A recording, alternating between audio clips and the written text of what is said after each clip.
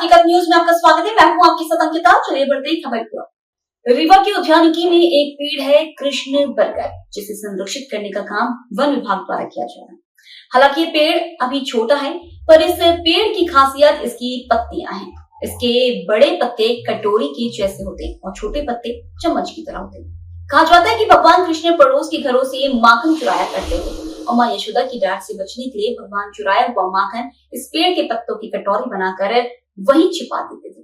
मान्यता है कि तभी से इस पेड़ की पत्तियों का आकार कटोरी जैसा हो गया। कहाना जिस पेड़ के पत्तों में रखकर माखन खाया था, उसकी हर डाल पर आज भी कटोरी चम्मच जैसे आकार में पत्ते उगते हैं। दुर्लभ, दिव्य और अलौकिक माना जाने वाले इस कृष्ण बरगद का पेड़ रीवा के वन विभाग के उद्यानिकी में मौजूद है। हालांकि यह पेड़ अभी छोटा है, लेकिन इसे संरक्षित करने का काम किया जा रहा है, जिसके बाद इन्हें दूसरी जगहों पर भी भेजा जाएगा। मान्यता है कि मैया यशोदा ने कन्हैया को पहली बार इसी वट वृक्ष के पत्तों में रखकर माखन खिलाया था। दूसरी मान्यता है कि भगवान कृष्ण पड़ोस के घरों से माखन चुराया करते थे और माँ यशोदा की डांट से बचने के लिए भगवान चुराया हुआ माखन इस पेड़ के पत्तों की कटोरी बनाकर वहीं छिपा देते थे। ईश्वर का सानिध्य और स्पर्श पाकर यह अलौकिक और दिव्य बन गया था। कहते हैं कन्हैया को मक्खन खिलाने के लिए इसका हर पत्ता कटोरी और चम्मच जैसे आकार में उगने लगा था। आज भी इससे कृष्ण बरगद के पत्ते कटोरी नुमा आकार में होते हैं। आयुर्वेद में कृष्ण बरगद का उपयोग कई शारीरिक समस्याओं के इलाज के लिए किया जाता है, जैसे पाचन सुधारना, खून साफ करना, सर्दी जुकाम से राहत, सूजन का कम करना और घावों का इलाज। इसके पत्तों के दूध का उपयोग दर्द निवारक के तौर पर आयुर्वेद में कृष्ण बरगद का उपयोग कई शारीरिक समस्याओं के इलाज के लिए किया जाता है, जैसे पाचन सुधारना, खून साफ करना, सर्दी जुकाम से राहत, सूजन का कम करना और घावों का इलाज। इसके पत्तों के दूध का उपयोग दर्द निवारक के तौर पर, इसकी छाल और पत्तों का उपयोग जलन और त्वचा रोगों के लिए होता है। यह एक विलुप्त प्रजाति का पौधा जो बहुत ही कम देखने को मिलता है। विलुप्त प्रजाति का होने के चलते अब इसके पौधे मिल नहीं पाते, जिससे आयुर्वेद के इलाज में इसका उपयोग नहीं हो पा रहा है। कृष्ण बरगद का इतिहास क्या है और ये पेड़ ये पौधा किन किन रोगों में और किन किन जगह में लाभकारी है? देखिए, जिस स्थल पे हम खड़े हैं ये रीवा रुपड़ी क्षेत्र है, जिसमें ये देख रहे हैं आप, ये इस वृक्ष का नाम है कृष्ण बरगद है।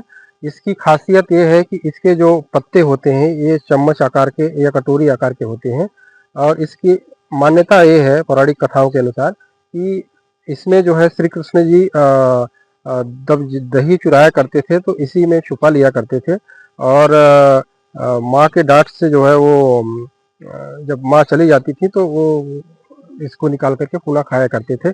और यह भी है कि इस वृक्ष से उनको इतना प्रेम था कि जब अंत समय, जब मृत्यु के समय भी जब वो इसी पेड़ में ही जो है वो बैठे हुए थे और वो जो बहेलिया ने जब उनको मारा था तो उस समय वो इसी पेड़ में ही हुए। मतलब उनका जीवन का प्रारंभिक जीवन और अंतिम भी इस पेड़ से उनका बहुत गहरा रिश्ता रहा है।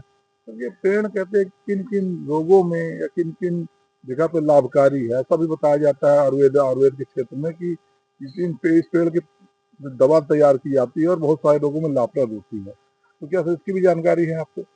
देखिए, ये बहुत दुर्लभ प्रजाति है, तो बहुतायत में तो हम इसका दवा के रूप में उपयोग नहीं कर सकते, परंतु इसका वास्तव में जो है आयुर्वेद के अनुसार इसका जो दवाई के रूप में बहुत ज़्यादा महत्व है। इससे ये इसका जो गुण होता है एंटी बैक्टीरियल होता है और ये इन्फ्लेमेटरी में काम आता है। अगर घाव वगैरह लग जाए तो वो इसके दूध वगैरह जो रहते हैं उसको लगा देने पर बहुत जल्दी ठीक हो जाता है। तो इसलिए ये इसका बहुत ज़्यादा मेडिसिनल उपयोग भी है, परंतु क्योंकि बहुत ज़्यादा ये पाया नहीं जाता है, ये बहुत दुर्लभ प्रजाति का है, इसलिए बहुत ज़्यादा हम इसको आयुर्वेद क्षेत्र में बहुत ज़्यादा उपयोग नहीं कर सकते हैं। सर, ये आपका ये कहना था हमारा सर, इसके संरक्षण के लिए, चूंकि पौधे विलुप्त होते जा रहे हैं धीरे धीरे, तो वन विभाग इनके संरक्षण के लिए या इनको बचाने, विलुप्त ना हो, इनके लिए क्या क्या प्रयास कर रहा? देखिए, ये विगत वर्ष से जो है इलाहाबाद से लाया गया था, इसके पहले ये था नहीं और मेरे ख्याल से जहाँ तक मुझे जानकारी है रीवा जिला में ये पहला ही वृक्ष होगा। ये एक पेड़ जो बताते हैं कि इलाहाबाद में है, तो अभी तो लाया गया है, तो जो संज्ञान में आया है तो इसको हम पूर्वोत्तर विकास और वृद्धि के लिए हम इसकी ग्राफ्टिंग कर या इसके जैसा भी हो सकता है हम अभिवृद्धि करने का प्रयास करेंगे। क्या नाम है सर आपको और कहाँ पदस्थ है? मेरा नाम हृदय लाल सिंह है, मैं सहायक वन संरक्षक सामाजिक वानिकी वन विभाग। कृष्ण बरगद का पेड़ का क्या महत्व है और दवा के रूप में किस प्रकार से उपयोग में आता है और इसका इतिहास क्या है? कृष्ण बरगद एक बरगद की स्पीसीज होती है, जो सामान्य बरगद हम लोग देखते हैं उसकी एक स्पीसीज है। बरगद का एक ग्रुप है जिसको आयुर्वेद में पंचवल्कल के नाम से हम जानते हैं। पंचवल्कल में पीपल, बरगद, गूलर, पारस पीपल, ये 5 पौधे आते हैं इसमें। इसी की एक वैरायटी है बरगद। उस बरगद का एक स्पीसीज होती है कृष्ण बरगद, जो कि लुप्त प्राय श्रेणी में आ गया है, जिसको हम एंडेंजर्ड स्पीसीज कहते हैं। इसका दोहन इतना ज्यादा हुआ कि वो बहुत ही बिल्कुल खत्म होने की स्टेज में है। कुछ पौधे हमारे फॉरेस्ट डिपार्टमेंट के अधिकारियों ने खोजे हैं, तो उसी को कल्टीवेट करके और आगे बढ़ाने का प्रयास कर रहे हैं।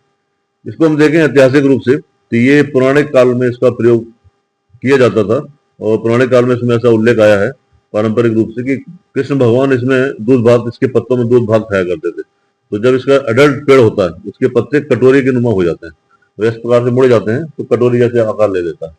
तो इसे लोग कहते हैं, ये परंपरागत रूप में जैसे प्रचलित है कहानियां, कि इसमें कृष्ण जी दूध भात खाया करते थे। लेकिन हम इसको मेडिकली अपन देखेंगे आयुर्वेद के पॉइंट ऑफ व्यू से दवाइयों के रूप में किस प्रकार से प्रयोग होता था। इसका काढ़ा बना के इसकी छाल का और पत्तों का जो प्रयोग होता था वो इम्यूनिटी पावर बढ़ाने के लिए, सूजन के लिए, खासतौर से सांस की बीमारी के लिए, तो खांसी के लिए, पुरानी खांसी के लिए, इनमें इसका प्रयोग अधिकतर होता था। इसके पत्तों को तोड़ते हैं, जब गुलर के पत्तों या बरगद के पत्ते को तोड़ते हैं तो उसमें से दूध निकलता है। तो उस दूध का प्रयोग हम लोग सेक्सुअल पावर बढ़ाने के लिए और सूजन के लिए, मोच के लिए और फोड़ा को पकाने के लिए, इन चीजों में इसका प्रयोग हम लोग करते हैं। जो सरकार को उल्लेख आया है, बहुत ज्यादा इसके ऊपर हम लोग काम इसलिए नहीं कर सकते अभी वर्तमान में क्योंकि ये मिलते नहीं है। हम अगर मंगाएंगे भी तो कुछ ना कुछ पौधा आ जाएगा, लेकिन उसका प्रयोग सही प्रयोग होगा नहीं। तो जैसे ही हमको अधिक पौधे इसके प्राप्त होते हैं, इसके हम लोग औषधि के रूप में प्रयोग करके और इस पर रिसर्च करने की पूरी संभावना है और अच्छा इसके रिजल्ट आ सकते हैं।